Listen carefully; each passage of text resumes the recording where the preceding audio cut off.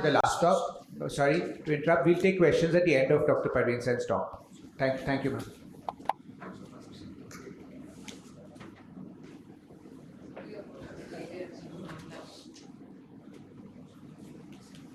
So I thank the AIOC and the RISE for the invite.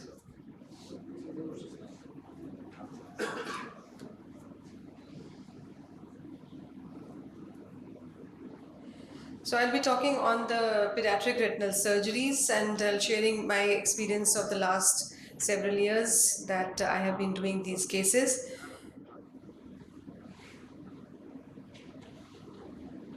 So just a small reminder, the children are not just small adults. It is not only the size, but it is also they are different from adults in many other ways. The anatomy is different. The eyeball is small, the length is small, the lens power is different, ciliary body is not formed. So various issues are there. This is because the eye is still growing and this growth is not uniform. You will have the 80% of adult posterior segment would have already been achieved, but yet only 20% of the adult size, especially in the posterior segment. So there's a differential growth as well, so you can't predict as to what will be the size as compared to the look of the eye. So maximum growth happens in the first 2 years, and the area which is of special interest to the VR surgeons, which is the pars plana, is particularly not developed very well in children, very small children. So you need to be very careful when you make your sclerotomies. So the location of sclerotomies has to be carefully examined. You can do an examination under anesthesia and not just go in and routinely make your 3.5 sclerotomies at infratemporal, supratemporal and supranasal quadrants. Do an examination under anesthesia, see where are the folds, where is the retina which is well formed, where is the space. So you can see these sclerotomies can look very crowded because the eyeball is also very small. And to circumvent this whole issue of the sclerotomies as to where to go, especially in stage 5 surgery, I have always now for so many years done only a corneal entry. So I don't enter the pars plana or the pars plica at all and can finish off the whole surgery through these corneal entries. Scleral rigidity is very less, so I do not hesitate to take a suture. Almost 90% of the people who are doing pediatric surgeries, they suture their sclerotomies. So we do take advantage of MIVS because small instruments do help, but because of the small space and low scleral rigidity, the torque of the infusion cannula is seen. The sclera is too thin to support, eye is too small to support the infusion cannula. So you'll have to secure the infusion cannula and make sure that it doesn't get distorted or displaced while you are proceeding with your surgery. So you may need modification of the technique, which is what I'm showing here. It is nothing great, simple.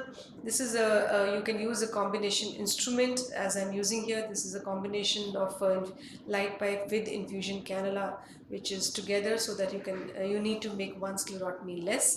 And when I'm making the supratemporal sclerotomy also, you can see that as I insert the trocar, there is already no space supranasally to do anything else. So here, instead of using the trocar in situ, I remove it and I enter directly with my instruments through this opening. And obviously, once you have done that, they definitely need to be resutured.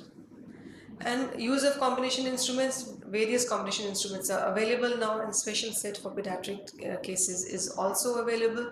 And this is again to show you how this lens sparing vitrectomy we can do very carefully. You cannot even go through directly with this is another of a combination instrument, but we cannot go directly into make a biplanar entry or something.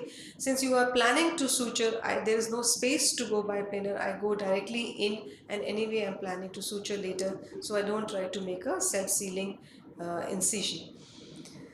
So scleral buckle remains a very useful kind of a surgery for pediatric cases. We saw in the keynote address as well that going inside and doing a pars plana vitrectomy may not solve the problem in all cases.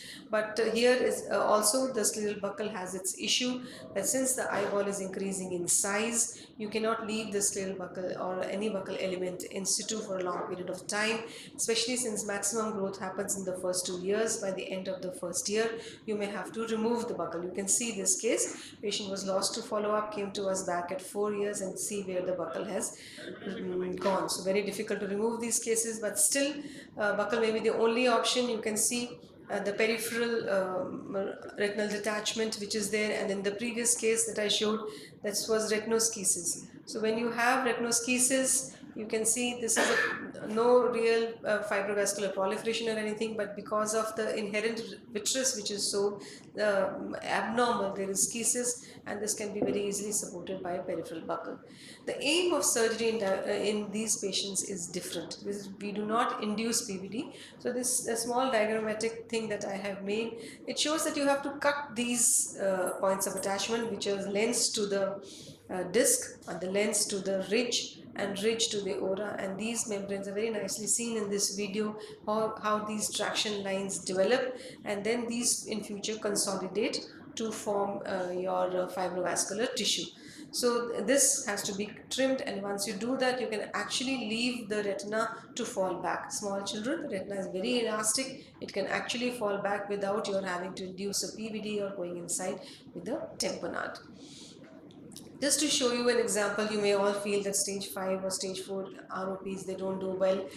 Over the years, almost 2 decades that I have been doing pediatric surgeries in Shankar Nethralaya, this is a collection that you have. These are some cases like 4 years, these are some like 5 years, some done in almost 10 years ago, and they are maintaining. They are well attached. These are post 4, stage 4, some are post stage 5 as well. So even though the results are dismal in some cases, you can really give the benefit of vision to a blind child.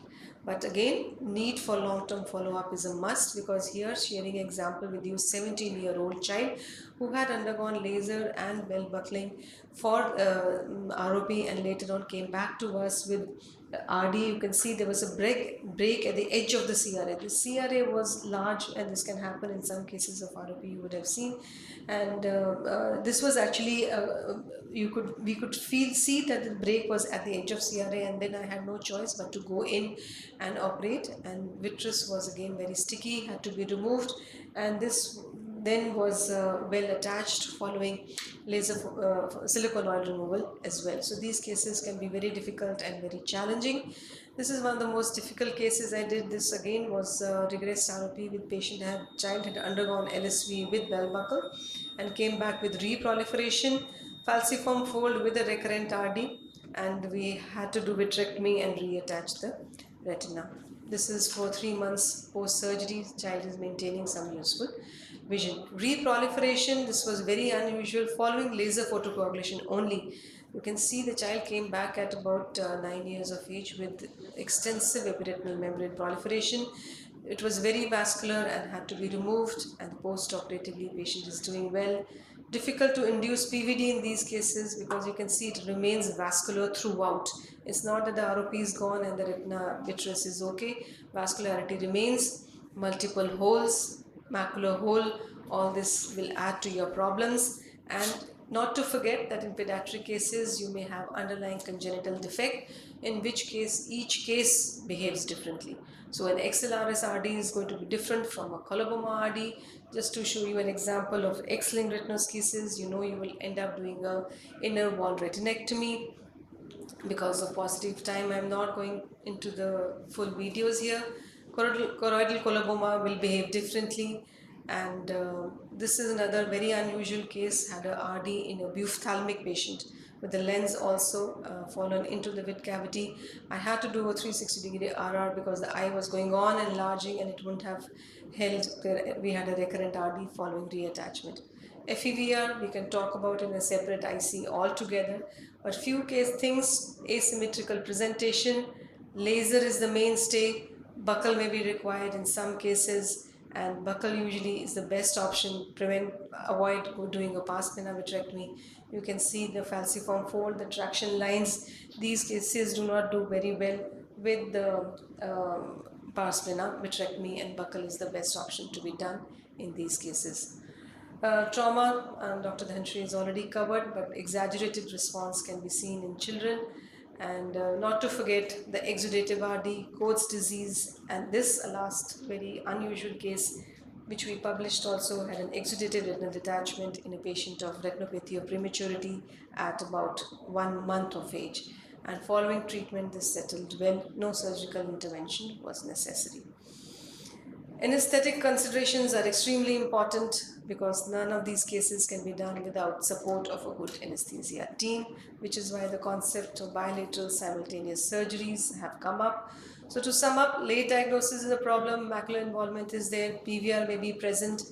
Most important is pre-operative planning, regular follow-up, examination anesthesia, attention to detail. Each step may need to be done differently, and carefully and well begun is half done. So in spite of all the challenges, some of these cases can really do well. Thank you.